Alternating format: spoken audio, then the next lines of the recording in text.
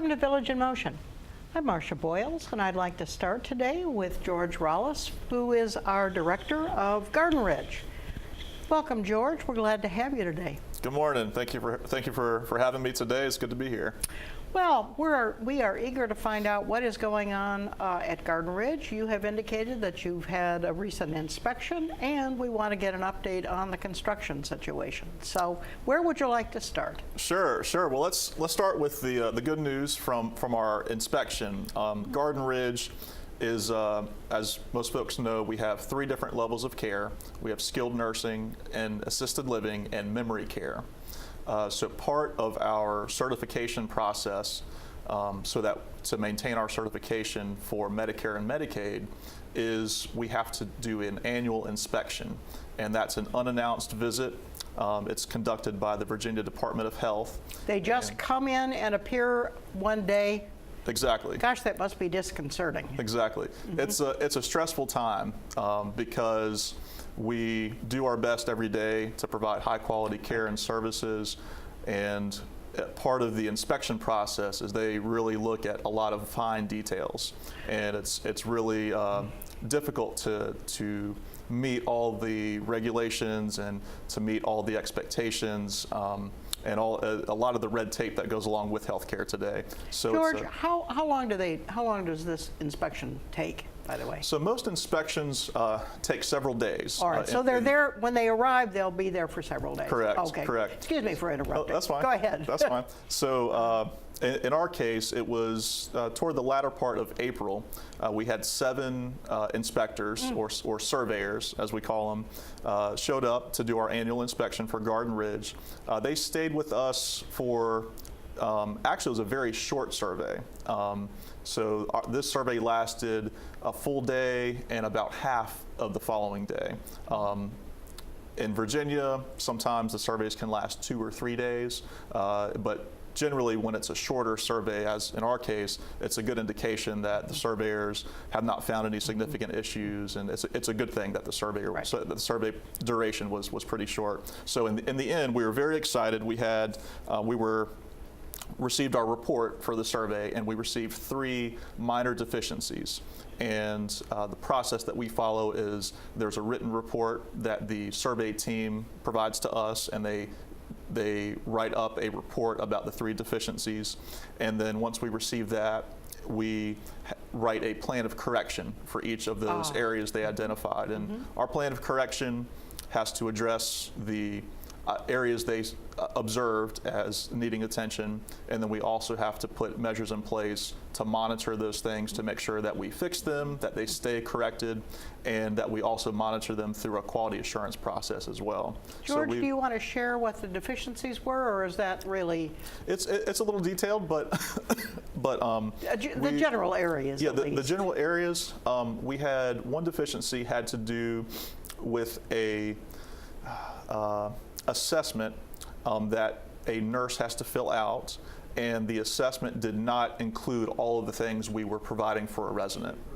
And so there's a clinical documentation. We were providing the service and providing the care, but it wasn't documented in the plan. I see. So it was the documentation was the deficiency. Correct. Correct. In another case, we had one instance of a missed dose of medication that was not a significant medication, but we did have a missed dose, and so that would fall under now, how do they catch that? That's really detailed, isn't it? It is. So, when the surveyors come, they're looking not only at the physical environment, they look at not only the dietary needs and nutrition and hands-on care, but they also look at the documentation and the clinical records as well. Wow. So when they, with medications. For every patient? They take a sample. They take a sample of the resident population we have in skilled nursing. Okay. And based on that sample, they make observations and they review records, and that's how they determine any areas that need some attention and need to be corrected. So one area was for resident assessment. Another area was for the missed medication in one instance, and I'm trying to recall, the third area had to do with what we call a care plan. A care plan is a clinical document that outlines the interventions we have in place for a resident who's at risk.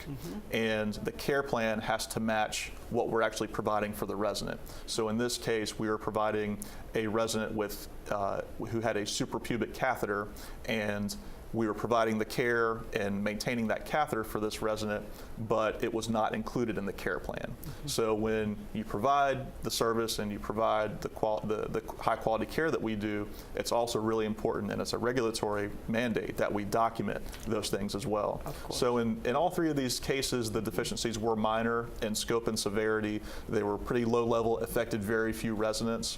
So we're very pleased with that. The average in Virginia is 9.2 is the average number of deficiencies that a facility receives. So, so three was really good. We received, but that's around 30% of the state average, which is very exceptional. It's very good. We're very proud of the staff, very proud of our team, and it's not something that can happen in one day. When the survey process occurs, they don't just look at what's happening today. Again, they can look in the medical records. They look back as far as 12 months, and so we really have to perform and do things consistently very well to have a really good outcome as we did. So we're very, very proud of the team, and also it also is a significant improvement this year. Having 3 deficiencies is a big improvement over our survey from 2016, where we had 6 deficiencies.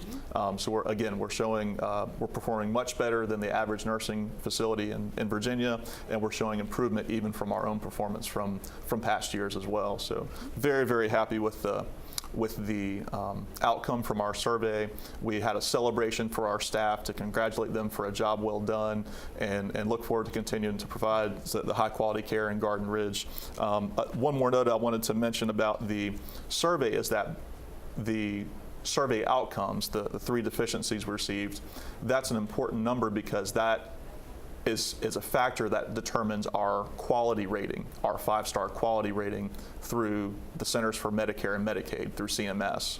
So when we have good surveys, we have good outcomes. That means we expect that ranking then primarily on that survey? It's one of the big components. It's not the majority, but it's one of the 3 big components that drives the 5-star rating. So because we had another good survey this year, as we have had in prior years, we expect to maintain our 5-star rating for overall quality. And how often is the number of stars awarded? Is that yearly as well? That is done. That's changed. It used to be an annual change. A couple years ago, they've started looking at things more frequently, and so they assess the quality star rating can change as as frequently as monthly. Is that it can be changed. They assess. There's certain components of that where they assess for the 5-star, and some of those quality measures can be looked at on a monthly basis. Wow, that's amazing. I believe currently it's actually the updates are made to the CMS website, where you can look up the star ratings. I believe those updates are made quarterly. All right, thank you. Yeah, sure. So that was the kind of our update. Again, I'm very happy about the outcome with the survey process. I also wanted to take a few minutes to talk about the construction project we have that we have started at Garden Ridge. We had a groundbreaking ceremony back in March. It was a ceremonial groundbreaking for our new residential building, which will be called Dogwood Commons. And this construction project is set to take anywhere between 13 to 15 months to complete. For the new construction, it's going to be a 3rd residential building that will be in addition to our existing facility at Garden Ridge. So currently we have Evergreen Terrace, and we also have Rose Court. And those are the 2 existing buildings at Garden Ridge. Dogwood Commons will be the 3rd residential building, and it will actually connect to our 2 existing buildings. All right, it will still be called, it is still part of Garden Ridge. Correct. All correct. Right, thank you. Correct. And that Dogwood Commons, the price tag that I saw most recently on Dogwood Commons is coming in at $27.5 million. The Dogwood Commons will add 77,500 square feet of living space, and it is a residential building, and we'll have both assisted living and memory care apartments in Dogwood Commons. How many? There are going to be, it's going to be a total of 89. 89. There will be 59 assisted living and 30 memory care. And it'll be a combination of studio apartments, and we'll also have one-bedroom apartments as well. All right. So those are not just one room. All are they?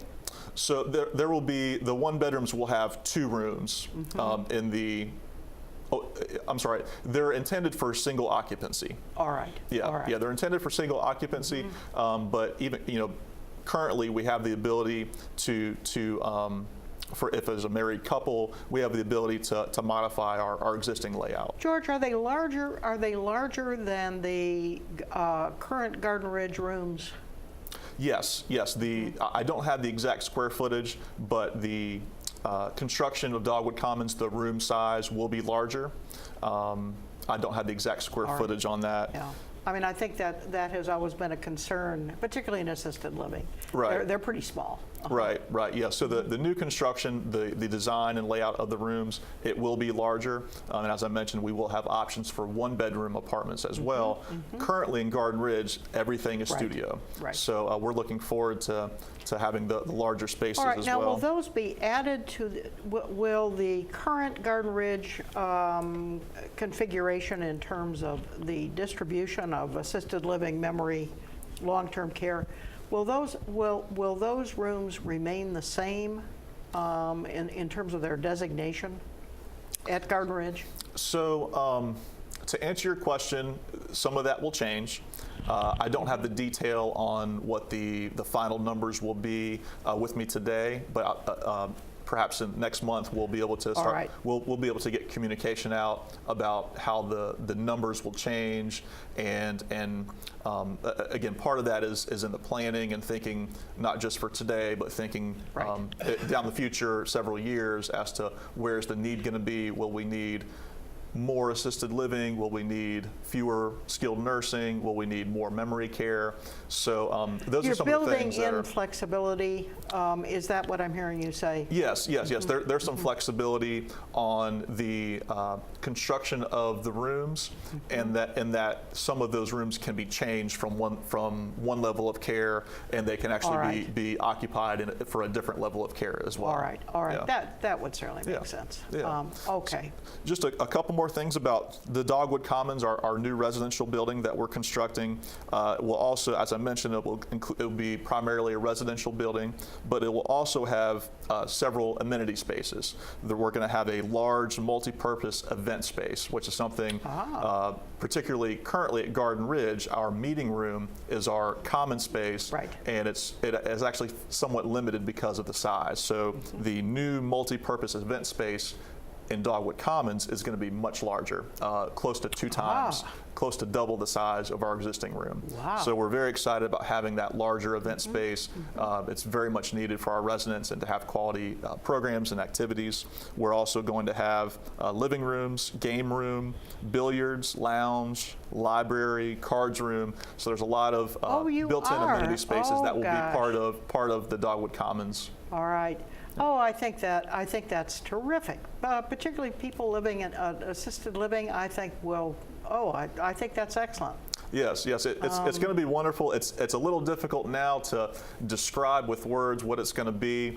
We're hoping that sometime next month we'll have some renderings and we'll be able to make get some visual aids out there for folks to be able to see what's coming, to be able to see some of the finishes that are going to be in part of the new Dogwood Commons residential building. And that way we can start folks can get a better idea of what we have to look forward to. And you're saying 13 to 15 months for construction. Correct. George, I see our time is about up here. These are all very good news. Yes, ma'am. Yes, ma'am.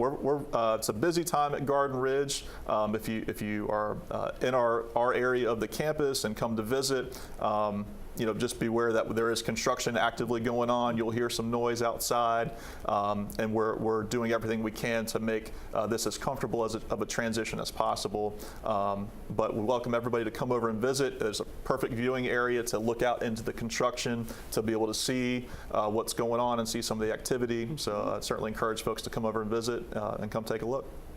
Well, this all sounds very, very exciting, and I can see why everybody's enthusiastic about it.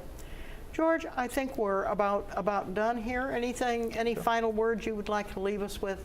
No, ma'am. All right. No, ma'am. Come visit you. All right. Yes, ma'am. Absolutely. Excellent.